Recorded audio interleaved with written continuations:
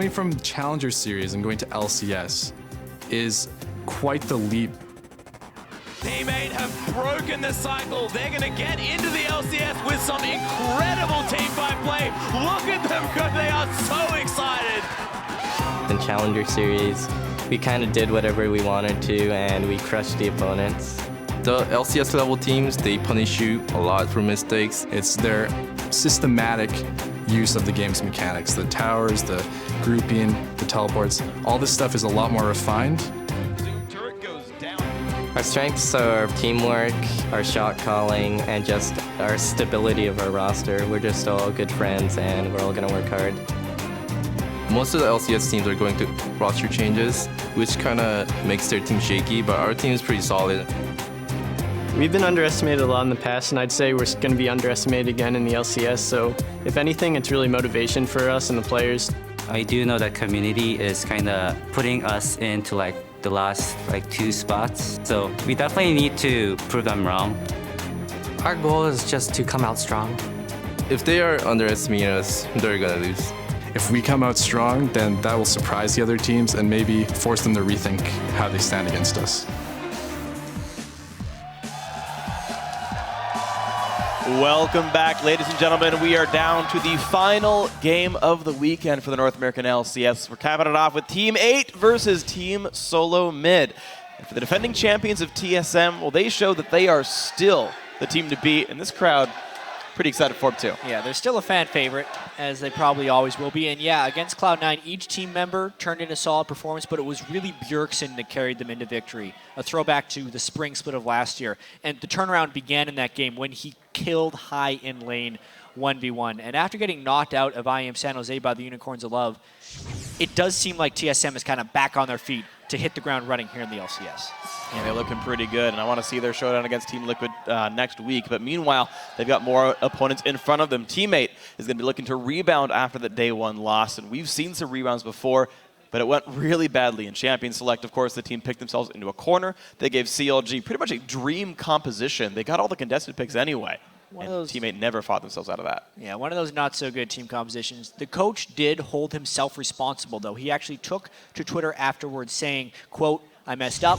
No excuses. It won't happen tomorrow." But it's too simple to put all the blame on the picks and bans as well. You also have to look at the play that was shown in that game. Maple Street, despite having Corki, didn't necessarily have a good laning phase. He was down dozens of CS early on in the game to double lift, even with one of the strongest laners in the game against a Trist. So he's got to do better than that in the LCS. I agree. We're going to have to see if these guys can keep themselves going and actually bring themselves back up here in their second game in the LCS. Right now, we're going to check out the starting lineups, though. On the blue side, it is going to be Team 8. Cali Trolls in the top lane, Porpoise Pops in the jungle, Slushy in mid, Maple Street on AD carry, and Dodo on support. And on the red side, it is Team SoloMid. Dyrus in the top lane, Santorin in the jungle in his second LCS game with the team, Bjergsen in mid lane, Wild Turtle on AD carry, and Lustboy. You can't see me on support. Depends if he's going to play any invisible supports later on. I want to see him just further that. Support LeBlanc? Yes. Hey, you've seen it before. Yeah. There's been a few unconventional supports that have been seen over in the LCK, or the formerly named OGN League, by the Samsung Galaxy team. They've done support Sejuani and support Syndra to not very good effect. But they've tried it. The Syndra I actually do think can be quite good because you do the R into E combo for the AoE stun. Sejuani I think is like a bad version of Leona as far as supports go. Like I'd rather just beat Leona. It's a Leona who can hop walls. As you can see, there's a slight delay. One player had to restart his computer to fix a technical issue, so we should be into the game fairly shortly. But because we're not obviously into picks and bans or anything, it's not one of those pause scenarios. The teams can still freely talk with each other. Yep. Although at this point, I feel like they should know the plan. Yeah, generally speaking, you sit down, you've had like 24 hours to prepare for this game, and Locodogo's like, okay, guys, new plan. Thought of something else. Instead, we're just going to make them give us Gnar, Jarvan, Lissandra, and Janna, and then we're going to win. That'll be, I think, a good team plan for TSM. New plan. Ban Urgot, Veigar, and something else, so we get all the OP champs. Yeah, there you go. Ban Teemo, Syndra, and Maokai so you can spell TSM. That'd be a good way to start picking bans. Before. Yeah. And the other team banned like Sivir, Urgot, Xerath, and then it spelled TSM sucks. Actual thing that happened in a tournament once because they remade their champ select. Yeah, wasn't that back in? It was IPL 5. I think it was that CLG IPL versus CLG EU. I think that was the match actually. And they spelled TSM sucks? They because it was a remix, so they rebanned TSM sucks. Rivalry's going to be back, guys. You got to make sure you cheer for that one next time it happens, of course. So, okay. Teammate have to rebound themselves. They obviously know it wasn't a very good showing. Yep. Again, I liken it back again to Gravity because Gravity looked so abysmal and then said, no, we're just going to fix all those problems. Don't worry about it. And they took down Cloud9. I think it is definitely a possibility for Teammate to do that same thing here. And we love to do it all the time because jumping to conclusions is fun. But it is. You can't obviously jump to conclusions after one day of LCS play, even after 1 week of LCS play. Cloud9 is 0-2. I think they'll be fine. Team SoloMid trying to become the second team to have an undefeated opening week. Surprisingly, only Team Liquid is undefeated at the moment. Well, Team SoloMid is as well. Yes. But they're the only ones to finish the week. They're the only 2-0 team so far, absolutely. So SoloMid looking to get a tie for first or a tie for second. Either way with this game, Team SoloMid fans can be happy. Teammate looking to get themselves into a tie for second if they can win here as well. And that'd be a good way to start out your season, I gotta say. Bans coming through pretty quickly. A lot of bans aimed at Porpoise right now. I wonder if they can test his champion pool very well, but overall these are not surprising bans. I want to see something crazy in the top lane today. We know Cali Trolls is usually free with his picks and item choices. He loves Iceborne Gauntlets, so I'm going to say Cali Trolls is going to build Iceborne Gauntlets on something. Likely true. But I want to see Hecarim top from Dyrus. Yeah. He's been playing so much of it in solo queue. And I ran into him earlier. I said, hey, what are you going to play in the top lane? He's like, I don't know. Why don't you check my solo queue? So I did. You did. And he's played a lot of Hecarim. We'll see if he's lying. Hopefully he'll do it. Lissandra goes away. So a lot of conventional top laners banned away. It takes about half the champion pool out of this one. Sorry, half the bans are aimed at that lane to a certain extent. And Teammate get first pick. Now, I think of all the unconventional tops, if you're going to pick one, you save it for later. They grab the Sivir, so there's one off the list. So far, they have checked the box saying, we understand some picks are contested. They do leave up Gnar, though. Yeah, this time, though, Jarvan is already banned away. And it's my opinion that I don't think Cali Trolls is going to play much Gnar this split. They left it up with Jarvan last time. He loves to play the unconventional champions. He's gone on record saying that he wants to make top lane a more exciting lane to watch. Yes. Tank Gnar doesn't really accomplish those goals. I've seen a lot of Nidalee from Bjergsen in the mid lane. Yeah. It was banned yesterday by Cloud9. I don't know if they would pick it early. I feel like that's something they should wait on, especially since they're red side. But they're hovering on it because it is a possibility for probably later. And there is the Gnar hover as well, and I think TSM would be happy to lock this one in. I'll pop the Nidalee. Yeah, okay, sure. Not a big surprise. Teammate are well suited to start a team fight. That said, Gnar will threaten Sivir in those very battles, and that can stymie slightly what the champion's going to do. Morgana Gnar does come in, so the ability to counter-engage very strong already with TSM. Yeah. No Hecarim top from Dyrus. He disappoints me yet again, but we'll see how his Gnar play goes down. Interesting that they are picking the Morgana so soon. Yeah.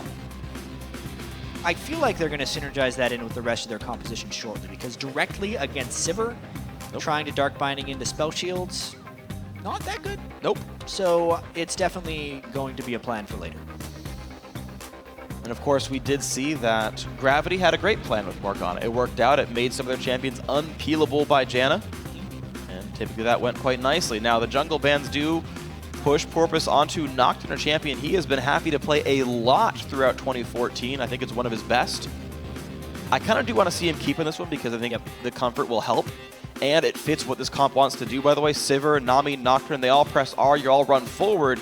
And whatever's backing this up is going to be putting out a lot of damage. Nice. So now TSM's got to be willing and ready for that dive to be able to counter it.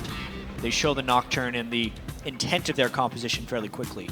Now, with that being said, when Porpoise was playing Nocturne a lot in the challenger scene, he would build him a variety of ways. True. Whether it be the full tank Nocturne if he was the only one who could go in, or a higher damage Nocturne if he had a friend to pile in with.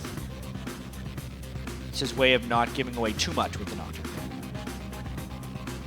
All right, LeBlanc. Interesting that they do save the rest of their solo lanes though, since you know Nar's top. Like, Yeah. you don't typically have to save that pick unless it's going to be one of the Cali Troll specials where he brings us something that no one expects to see and it warps the team comp. LeBlanc and Rengar coming in though, no surprises there. I'm a little surprised that they picked them now, as Really? you were saying. The Oh, bottom right. lane is shown by Team 8. So unless I'm really struggling with this one. Well, here's my thought. LeBlanc could be a contestable pick for one. Yes, So yes. that's the reason you pick LeBlanc. You pick Rengar at this point. To hide AD carry. And the reason I think this is because, so TSM last game played Jinx. Jinx is the champion that's susceptible to getting dived, right? They grabbed early Morgana because Janna's gone. It's the only other, I guess that and Thresh, they're really big peel supports. Yep. TSM seems very happy to build themselves around Wild Turtle. He was carrying them on Tristana in the playoffs. His Jinx has been good so far as of yesterday. If they keep playing hyper carry ADs, they want to make sure the lane matchup's okay though, or the mid laners and top laners that might be threatening him aren't going to be too scary. Maybe that's the way you go about it. Yeah, well now they get the whole picture from Team 8. It's nothing surprising, actually. They got a bit of a ball delivery system, Nocturne plus Ori, a lot of move speed, a heavy amount of dive. I'm wondering where the synergy of Team SoloMid's composition is going to be coming in here. Because at the moment it's a couple Assassins, a Morgana, Gnar in the top lane.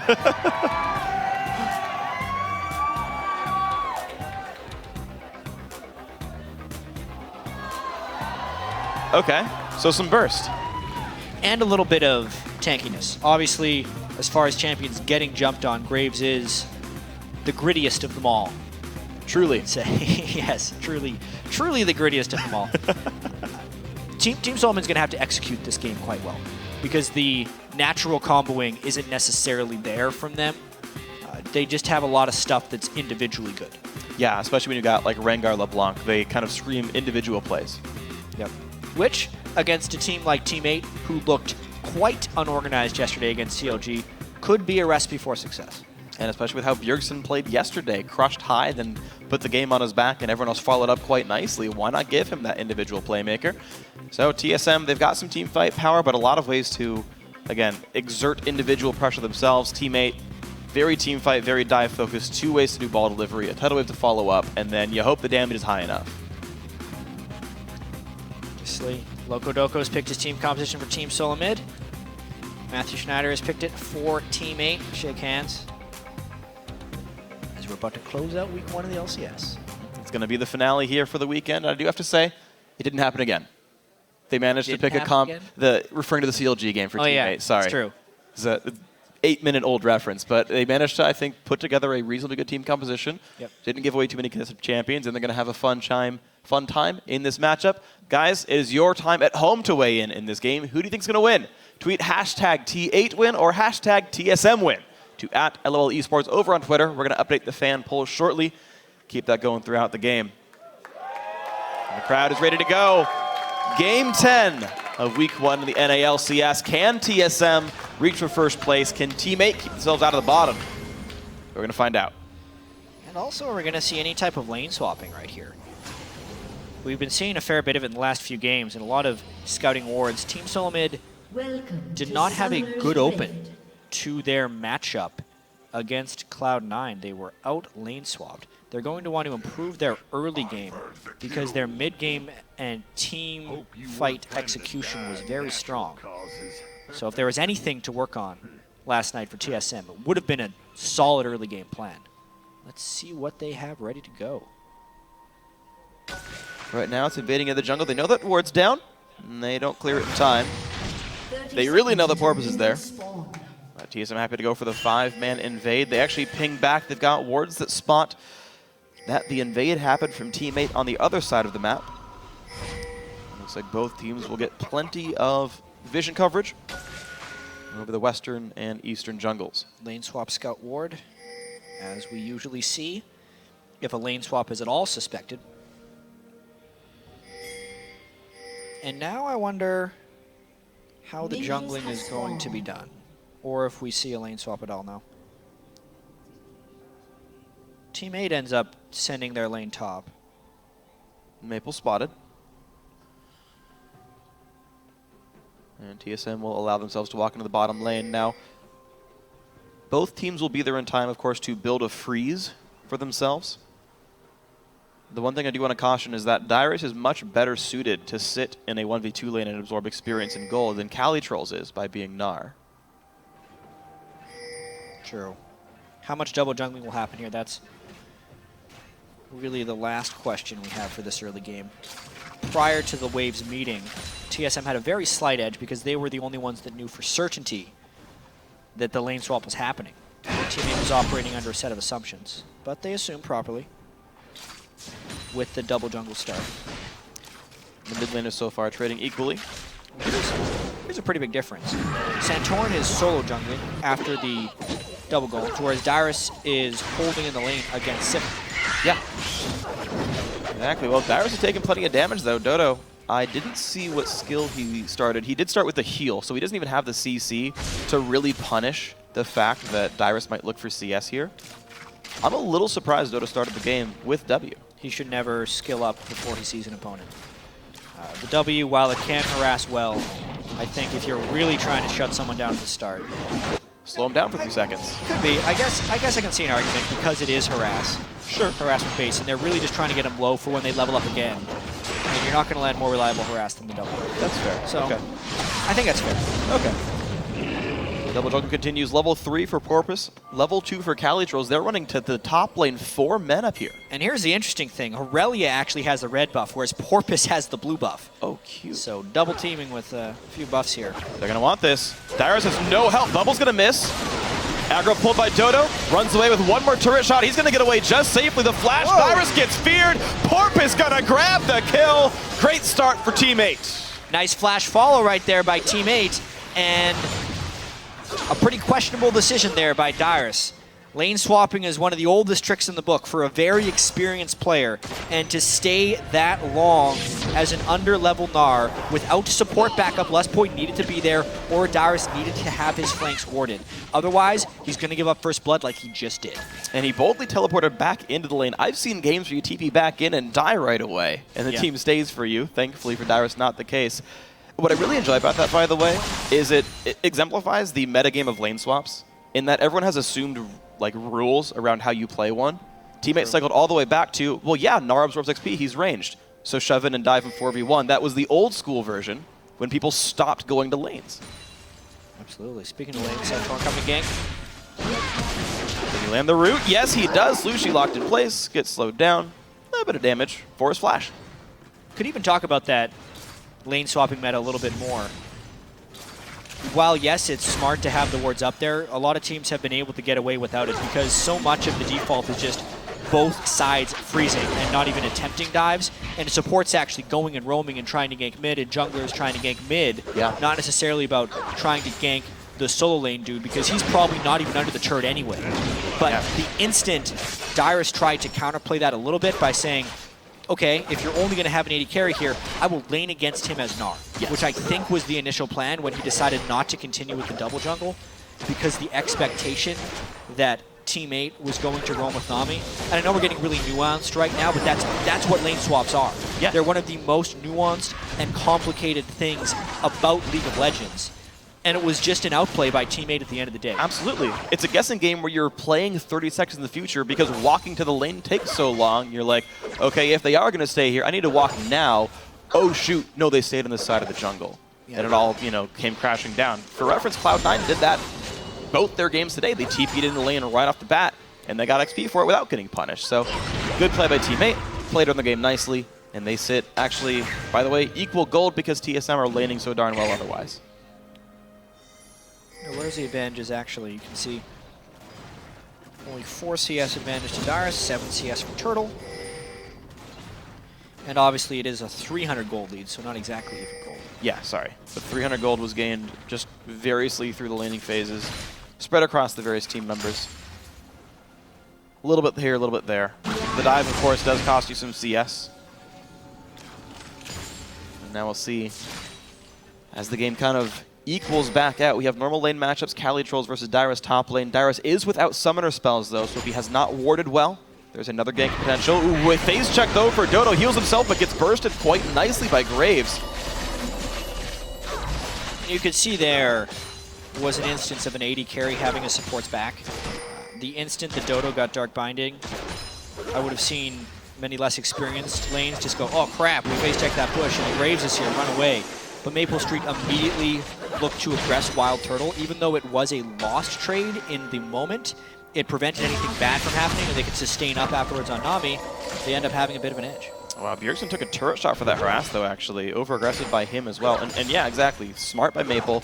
Dodo can heal himself when he's got potions. It's not like he really is that much worse for the wear anymore.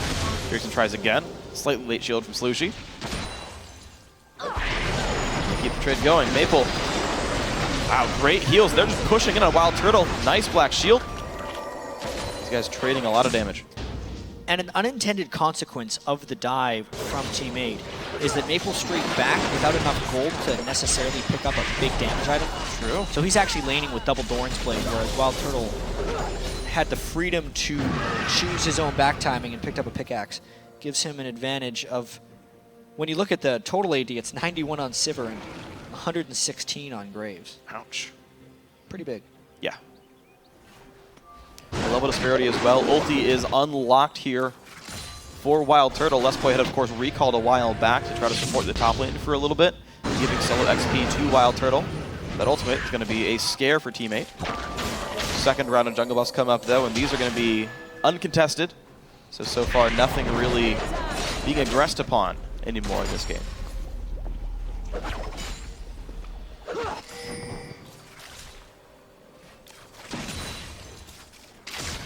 You can also see Santorin looking for his first gank on the feared NA Rengar, but he is a European jungler who, as we've seen, have actually had a little bit of success on Rengar as he's come into the North American LCS. He'll be looking to gank for Bjergsen, and I really wonder how much the fear of Rengar will factor into the way Team 8 plays these lanes. And keep in mind, Slushy's flashless for a minute. This is around the time that Bjergsen aggressed onto high yesterday. He got the blue buff, started playing aggressively. Well, the blue's up. Santorin's starting it. Flash is down for 30 seconds more. This is the window that TSM would probably want. I actually like the interaction of Nocturne versus Rengar until Rengar gets off his first game, because he's one of the other junglers who follows very similar rules. Oh yeah. One of those guys you can't necessarily ward, can gank easily through the lane, and you're always trying to counter gank. So watching Santorin and Porpoise play against each other, knowing that they're probably not going to spot each other, and just reading the lanes and the posturing to try and guess the gank is pretty fascinating. And there's even extra bits thrown into the mix just to kind of add to the complexity. Porpoise got first blood. His upgraded jungle enchant's already here. He even went Stalker's Blade. So the actual combat power of Porpoise Pops, I would hazard, is higher. Maybe even furthering the threat of a counter gank if Santorin went aggressive here.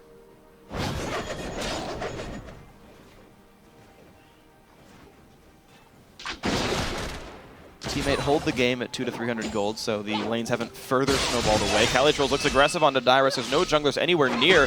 Cali happy to do plenty of damage, though. And the re-engage, Dyrus wanted to turn in with Hyper, but Calitroll says, my ultimate's good.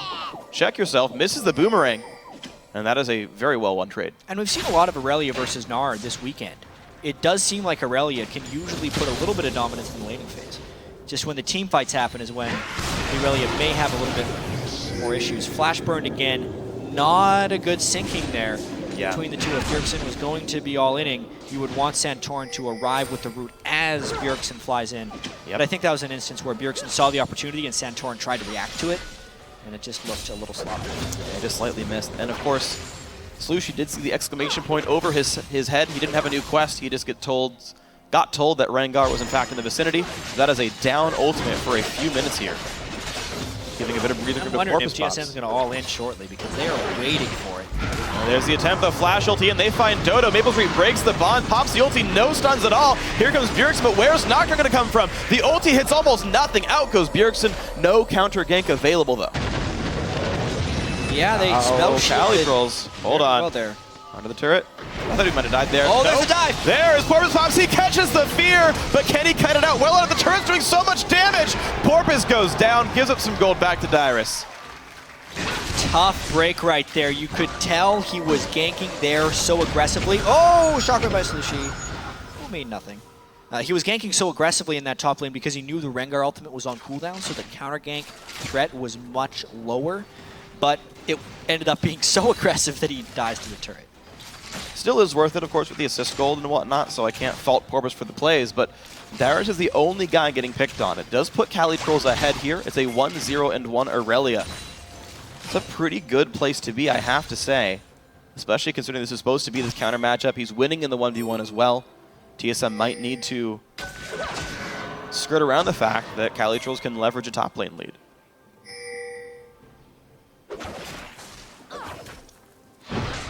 Ooh. I'm surprised that missed. Yeah, definitely another game that could be a potential upset. I was looking at the schedule before the day and saw the last 2 games of the day were Cloud9 versus Gravity, TSM versus Team 8. And you expect that to be, oh man, those are two stomps. Sure. When you're looking at the perceived strength of these guys. But we just saw Gravity take down Cloud9 early on in the game here. Team 8 sticking with TSM very well. Even CS in the mid lane by Slushy against Bjergsen's LeBlanc. Very impressive for sure. Calitrolls. Wow, Calitrolls just keeps spotting him out. Half health, Dyrus can stun, doesn't want to just yet, hops off the Scuttle Crab. Nice awareness by Dyrus. But of course, Calitrolls is rewarded with a kill on the Water Hamster. Santor looks mid, hold on. Exclamation point there, Slushy's got to be careful, does not dodge the chains. Shockwave comes in, but he's going to go down. Now is the Fear enough? Forces the flash. Here's the teleport. Calitrolls says, I dare you. Now can you spot Bjergsen? He's nearby, but no boots. And that was the play TSM wanted to make here. Any way the TSM can get Bjergsen rolling is usually a path to victory. This time they sync up properly. Flash was down for Slushy. They closed down a nice kill. The repeat attempt. They knew they got that 5-minute cooldown gone. It's still halfway here. The repeat visit greatly done. Well, Santorin will just clear his camp. He's all right. He stays with the Trailblazer as well, by the way, really wanting the jungle clears. Rengar is one of the types of champions who doesn't really have an issue getting on top of you.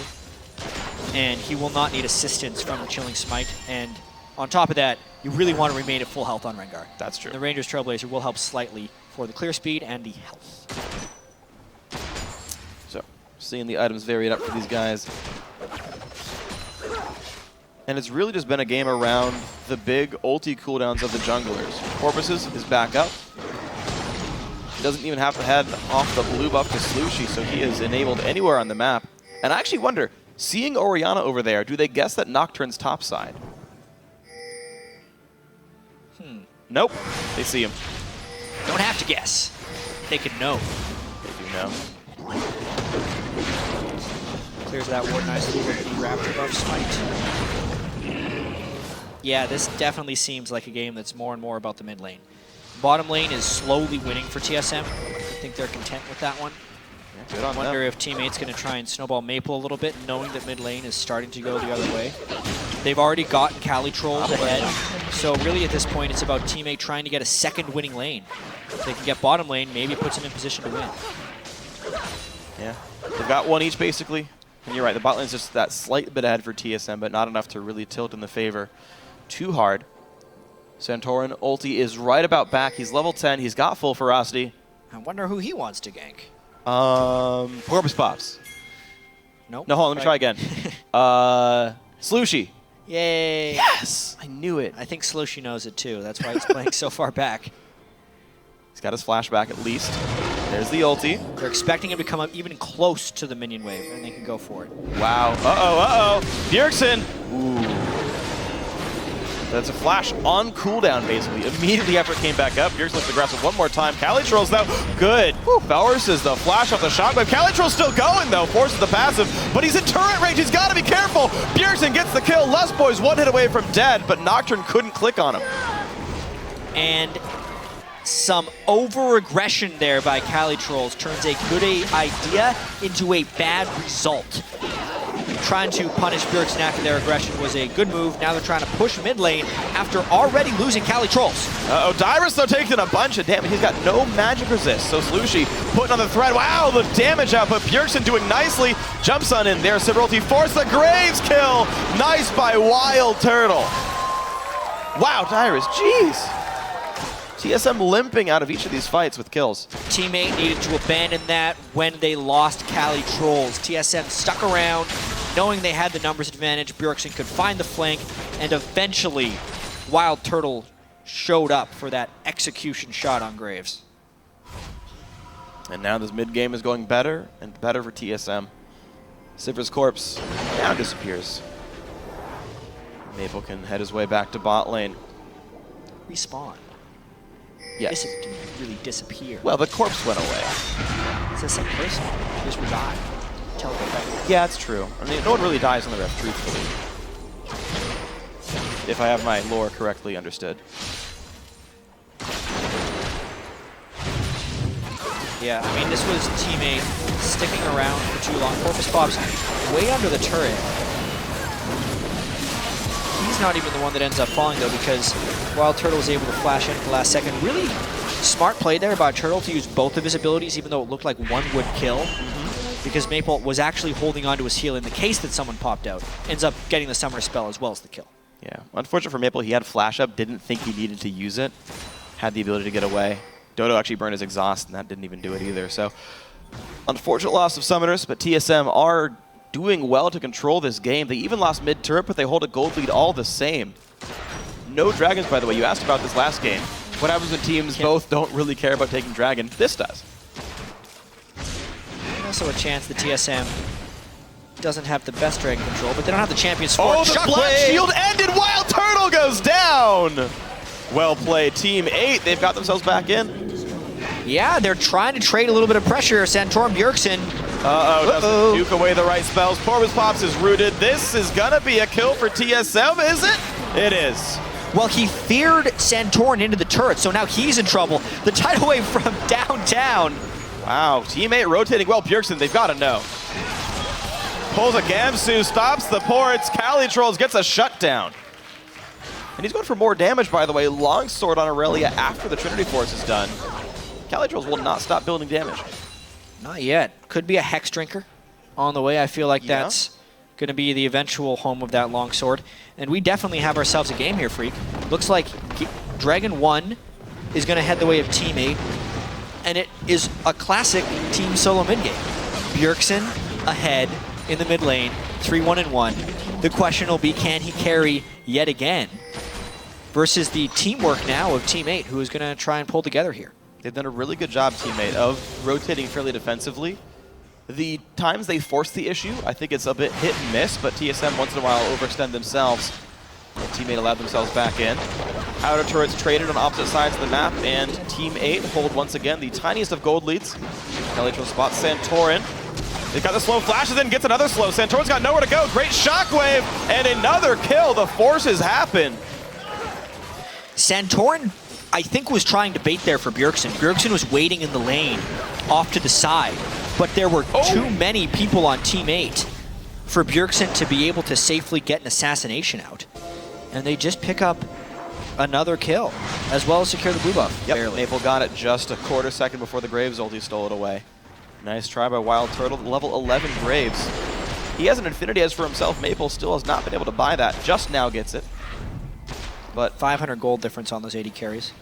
Thanks to those last couple of team fights, he got a couple of assists on himself, and Maple caught up in gold. But he was down 40 minions and a couple of kills early on, but mid-game has gone teammates' way.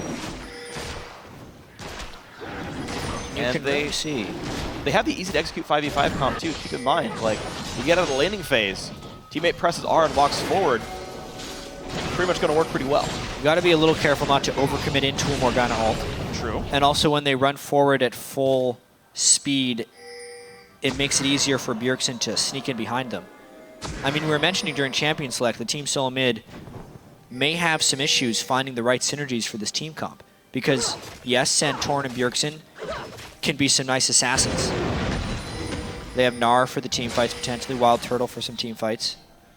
but there's no Wombo coming going down here. There's no incredibly strong split pusher.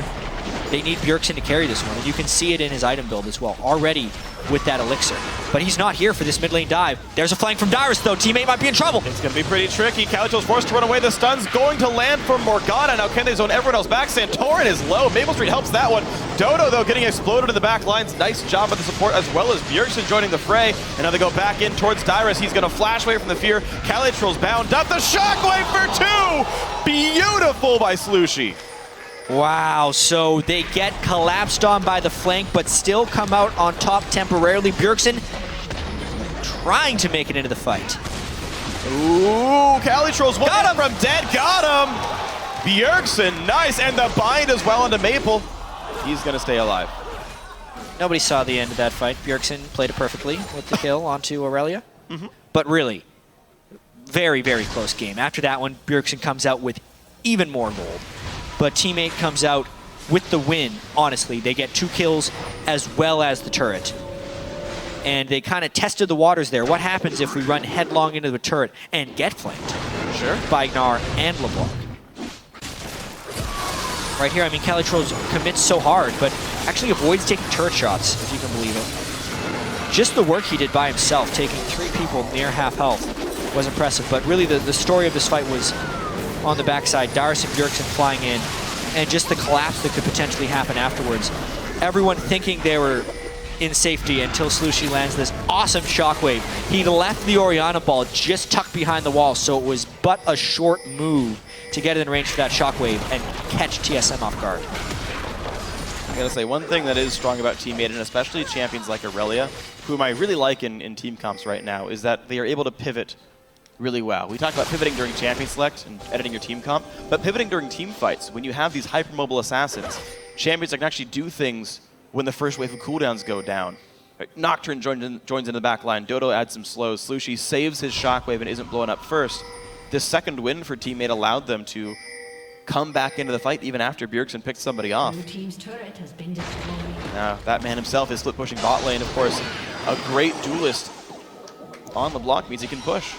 And Team SoloMid is trying to use Bjergsen as their split pusher. They know that LeBlanc can probably win an extended 1v1 against anyone.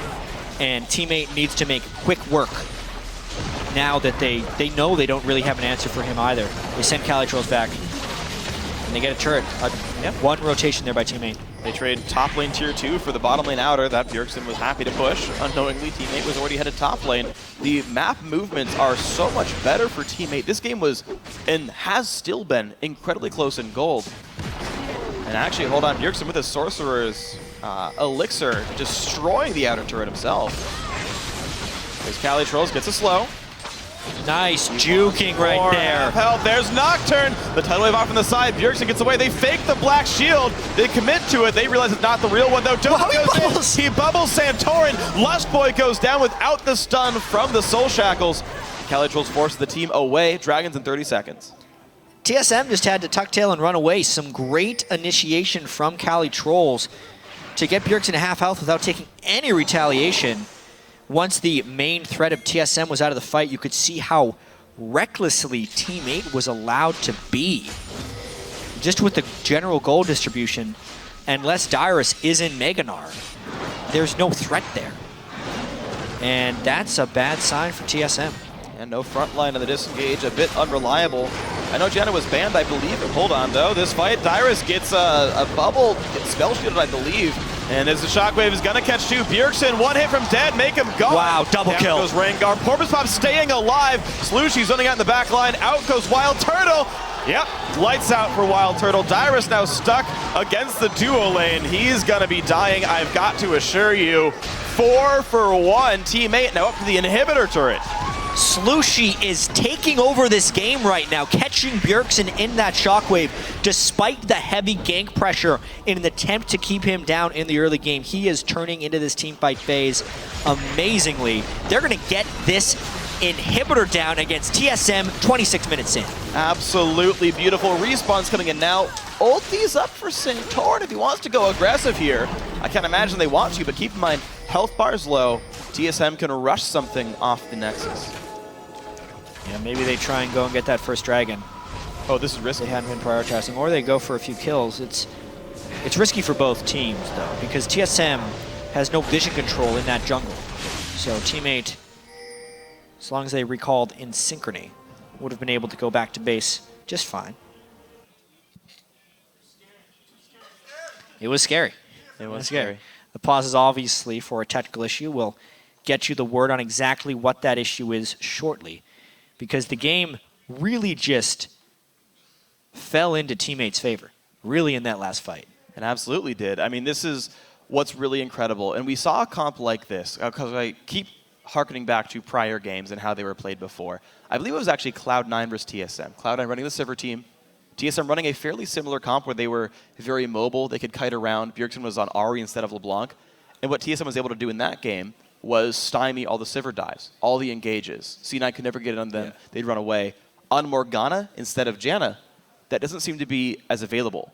You can run into a Morgana ulti, but if you kill her, who cares, right? It's not like Janna is monsooning you all back, and this very headstrong diving in team is bursting through the disengage tools. Well, we've kind of seen this 2 games in a row. If we factor in Cloud9's defeat as well, they were not able to peel the stronger team fight team. Well, not even team fight team, the stronger diving team. Yeah.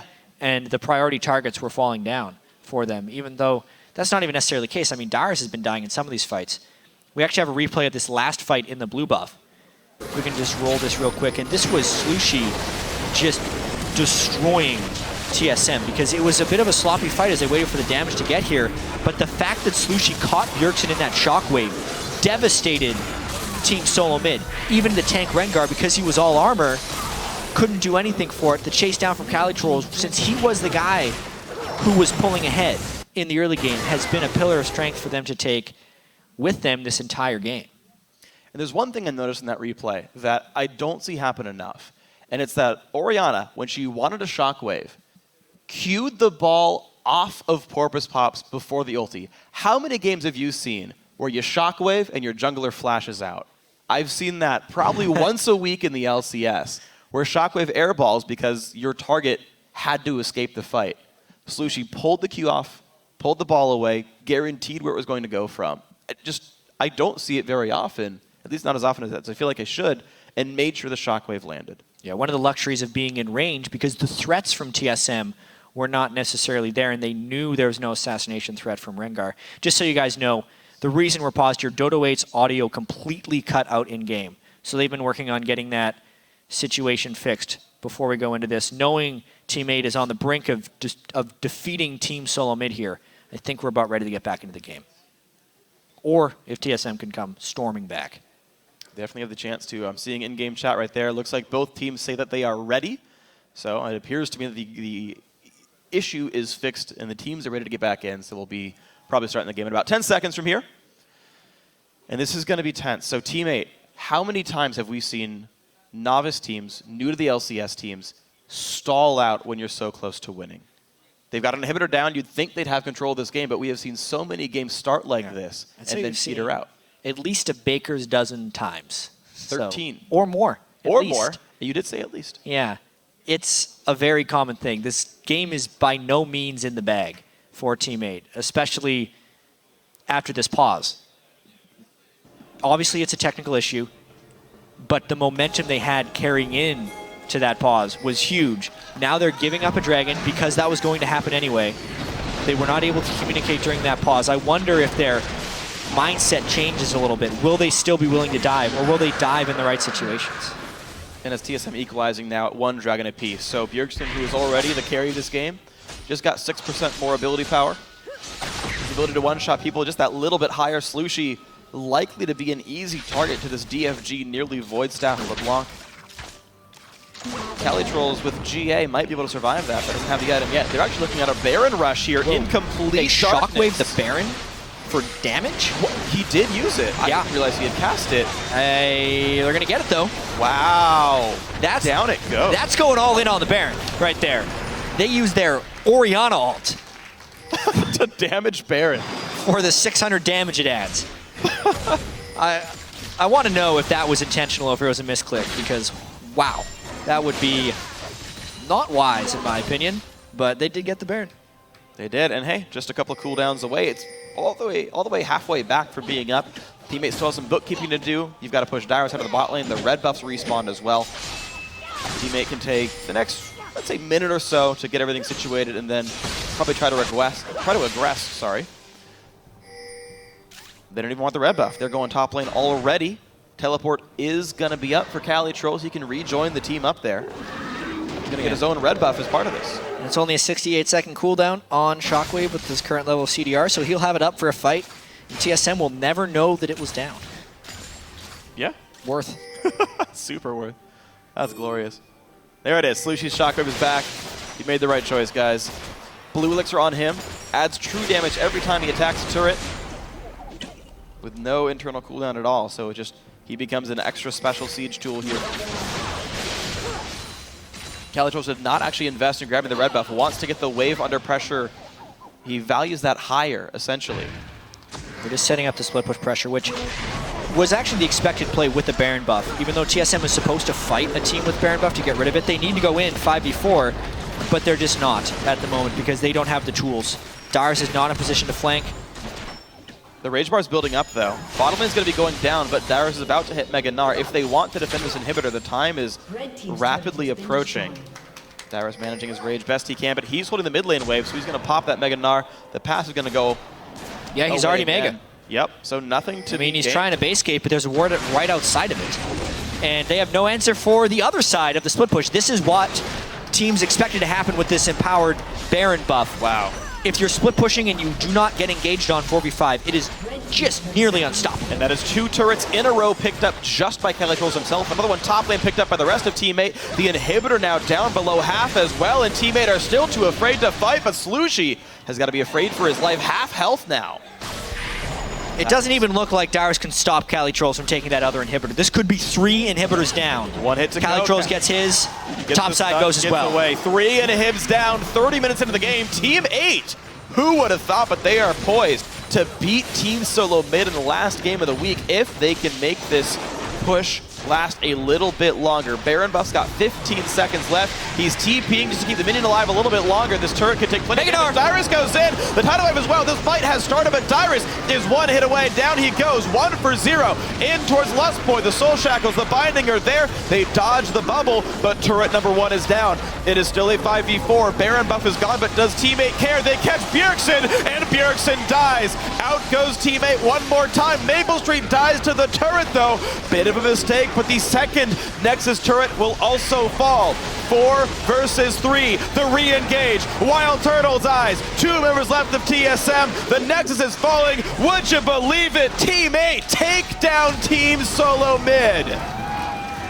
In a completely unexpected result. There's only 1 undefeated team after 2 games apiece in the LCS. Team 8, after falling yesterday to CLG in what they called a very poor pick ban phase, recovers here. Takes down Team SoloMid in 31 minutes. 8 teams in the North American LCS are 1-1. Yeah. A gigantic 2-way tie, or tie for second, I should say. Team 8 making themselves one of these teams tied for second. Welcome to North American LCS, guys. Everyone can beat everyone else. You may have favorites. Yeah, Teammate mentioned how they, before the game, how they think teamwork is one of their greatest strengths. They showed exemplary teamwork this game. Slushy in particular, just surviving the onslaught from Bjergsen and Santorin, LeBlanc and Rengar trying to gank that mid lane time and time again. But Calitrolls was able to use his early lane advantage from the dive over Dyrus, impact the map in the right way. Slushy could get a few shockwaves going. Then, because he was fed on Orianna, could neutralize Bjergsen's LeBlanc. And they just take the move speed and the teamwork to victory. And it was incredibly impressive, I gotta say. I think this was the pick and ban phase that Teammate was looking for when they fought Counter Logic Gaming. Now, to pick specific examples, the Irelia was banned against CLG. Yep. Now they had to bring it out. They let the Gnar get picked, but they wanted to bring Irelia. They wanted to play Sivir. I believe they first picked it. They banned the Janna to make sure the hard engage could work. They've got all these other interesting contested junglers available, but we have Porpoise going for his Nocturne. Yeah, The it worked champion really well. he wants to play specifically in this composition. So much of this worked out. We're seeing one of the only Namis we've seen, the only Nocturne we've seen, one of the very few Orianas we've seen, Teammate bringing out their own composition, these largely uncontested champions. You pick a couple because you want to. It's a good idea to grab a couple of these, but And I think a lot of it that's what they just wanted. it comes down to the in-game play. Yeah. Maple Street, even though he didn't have a great showing in lane, played safe enough, didn't fall behind, did not die to ganks, and then was the supplemental move speed for the rest of the team in those fights, which is the reason you pick Sivir in most situations. Right, 2, 2, and 6. The assists are fine. It's all he wanted to do is get his team in there. They did it. Congratulations, teammate. So another big upset finishes off week 1. Going to throw it down to Riv, who's with our winners, Teammate. Thank you very much, gentlemen. And I am joined by the coach of Teammate. I'm here with Matt. Congratulations on the win. Probably some pretty good adrenaline going through the body right now. You said yesterday that the mistake that happened yesterday would not happen again. There would not be a repeat. What did you do to stop that from happening? Because we absolutely saw the results. Well, so my job as a coach is to put us in the best position to win from champion select, and I feel that I kind of dropped the ball on this yesterday. And today, I spent a lot of time with the team, even with other people that help us, just to go over our pick and ban to make sure we have an idea of what we're going to do and that we execute it in the champ select. You guys definitely show a lot of potential about this, and with the teams like Cloud9 and TSM on top, which you now take games off of, why should people be rooting for Teammate and not thinking they're at the bottom of the pack?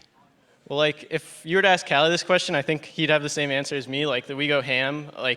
We are always looking to take the fight to them and just win, go ham, stuff like that. How did you guys transition from yesterday to today? What was the team mentality? Obviously, you said you wouldn't make mistakes, but what did you tell the team so they wouldn't just kind of dwell on what happened, the loss, so they could come out with this win? Well, we talked together after the game about what we all thought we did wrong, and I don't think any of us took it too hard. But we've lost before, and we've been in high pressure situations, even in the Challenger Series. So I don't think we ever let losses affect us that bad, and we're always ready to bounce back. And from day to day, even we're able to bounce back just like that easily. Well, you guys have definitely shown it here. Coming up, first game next week is going to be Coast. You guys obviously going to take some R&R or just go back to practicing. What's the transition going to be like going into that? Practice right away? We'll probably review the game tonight, continue to talk about what we think we'll need to do against Coast. So it'll be a mix of improving our own play and thinking about how we're going to play versus Coast. All right, Matt, congratulations. The game off of Team SoloMid. We're going to go ahead and throw it to the analyst desk to break down the rest of the day. Thank you, Riv. Another unexpected win there from Teammate over TSM. I want to kind of attack just what are the points of success there for Teammate. Sorry. It started in Champion Select too. They first picked the Sivir for Maple, so he was in a good spot. And then they just kind of built this composition that was just comfort champions all around the Nocturne, even though it's not quite in the meta, still going over to Porpoise Pops. So then they camped the top lane, they camped Dyrus, the strong lane for them with Kali trolls in it, got him rolling, and then TSM tried to camp middle, and Slushie just played really safe, flashed away from 2 ethereal chains that didn't land, and they transitioned beautifully into the mid and late game. I really want to highlight the solo laners for Teammate. I thought both of those guys made really good solo plays. Kali Troll is extremely aggressive once he got going on Aurelia, constantly engaging and forcing summoner spells, forcing people to miss position, and then people could follow up because they had Sivir. And then Slushie with the 6 shockwaves out of nowhere, hiding the ball in little nooks and crannies around Summoner's Rift and then popping out for beautiful shockwaves to turn the fights around. Both of those guys really did a great job to bring it home for the team. And kudos to the coach, I have to say, for recognizing the failure from yesterday, copping to it, and then making the adjustment. We saw a huge turnaround, and I want to throw this to you, Kobe, because on day one, you had made the point of, the veteran coaches were going to be the ones that we saw make the biggest difference. But I think here we have an interesting case of somebody who's learning quickly and correcting the mistakes, coming back with a strong composition that allowed the team to pull out the win. Yeah, I think the comp was strong. A lot of it had to do with increased play, I think. Really good play from the players. Yeah, some fabulous execution. So again, congratulations to the guys on Team 8. And with some wild games and a couple upsets, here's how the teams are stacking up. Alone at the top, we've got Team Liquid with a perfect 2-0 record. They're followed by the bulk of the league, 8 teams for second place with 1 win and 1 loss. And surprisingly, sitting in last place is Cloud9. And there were a few figures who stood out this week, and they are this week's OP5. In the top lane, it's Chris from Team Coast. He escaped day one without dying once, and today proved he can be a bully in the top lane. Then, of course, in the jungle, the king is I Will Dominate. All right, yeah, dominate in the jungle. I want to give it to him just because yesterday he did a great job on Nunu, not only controlling the jungle, but also countering Rush's moves. This hyped up jungler coming in is going to be super aggressive. Really good job by Dominate controlling the jungle. And then shot calling as well today. 2-0 for Team Liquid. I think he definitely deserves his spot. Our OP mid laner after this past game has to be Team 8's Slushy. Yeah, his 9-2 and 3 on Orianna while keeping a little bit ahead of Bjergsen in lane in CS was extremely impressive, but what was even more impressive was his late game shockwaves that just completely blew the game wide open. And claiming the honors for AD carry is Keith. He stepped into cover for a world champion, was entrusted by his team or his comp built around him by the team, and he delivered. And then finally, our OP support has to go to Xpecial. Yeah, Xpecial did a great job peeling for Keith on that Janna, a substitute player working with him really well in lane as well. And then also the playmaking initiations on Annie today. Another Team Liquid 2-0. He was a really big contributor to that. Yeah, that was such an incredible play. I could watch that a couple more times. And reigning supreme this week was Team Liquid's I Will Dominate.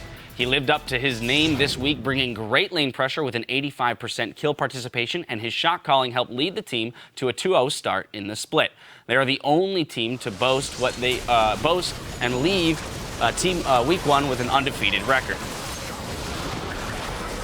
Just his shot calling all throughout this week and the dragon control that Team Liquid was showing in their 2 games was a lot of contribution from Dominate. And I think that this is a really, really strong team, top 4 at least, possibly top 3 this year.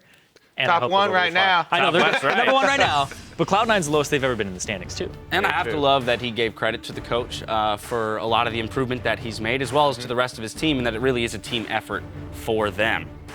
So good on him for securing week 1's MVP slot. I Will Dominate. The LCS returns this Thursday, starting with the European League. Up first in Berlin, it's H2K versus Meet Your Makers. Then Unicorns of Love will take on Giants Gaming. Then Saturday, the North American LCS gets underway with Gravity battling Dignitas, followed by Team 8 versus Coast. After that, it's all right. Oh, we're looking still at, yeah, here we go. Moving into the NA LCS Saturday, as I said, we're starting off with Gravity versus Dignitas, Team 8 versus Coast, and then moving on to Cloud9 taking on Team Liquid to close out the day. You can catch that at noon Pacific, 9 p.m. Central European. And be sure to tune in Wednesday at 3 p.m. Pacific time for an all-new PTL. They'll break down all the league action from around the globe, as well as expert analysis that will make you a winner in your fantasy league. That concludes our Week 1 coverage. So on behalf of the entire live broadcast team, thanks for watching, and we'll see you next week.